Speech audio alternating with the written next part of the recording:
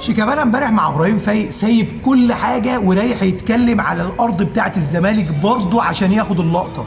يعني الشعب المصري كله محروق دمه بخروج المنتخب، وده عايز ياخد لقطه عند جمهور الزمالك عشان يفضلوا يقولوا عليه الاسطوره اهو، واللي بيشوف مشاكلنا اهو، واللي دايما بيتكلم بصوتنا اهو، وسايب المشاكل بتاعه المنتخب المصري كله داخل الملعب وخارج الملعب، ويجي يتكلم في يقول لك في ارض نادي الزمالك. يا عم احنا محروق دمنا، يا عم دي مشاكل داخليه ممكن تتحل في وقت من الاوقات.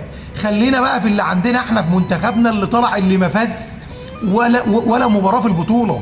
المنتخب اللي ما فيش حد اسوأ منه في البطوله. اتكلم على كده.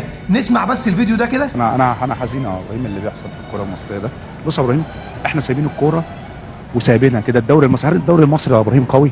لا، انت نادي الزمالك نادي دوله، نادي دوله سايبينه كده. تاخد ارضك، هاخد ارضك.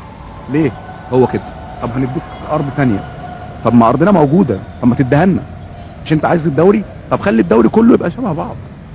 ما فيش حد يا ابراهيم، يعني خلي الواحد ساكت.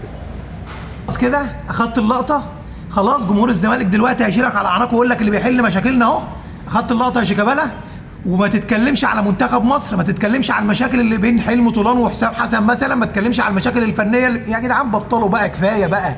كفايه بقى كفايه. وانت يا عم ابراهيم فايق، هات ناس بتعرف تحلل وناس بتعرف تتكلم كوره. بلاش قرف، بلاش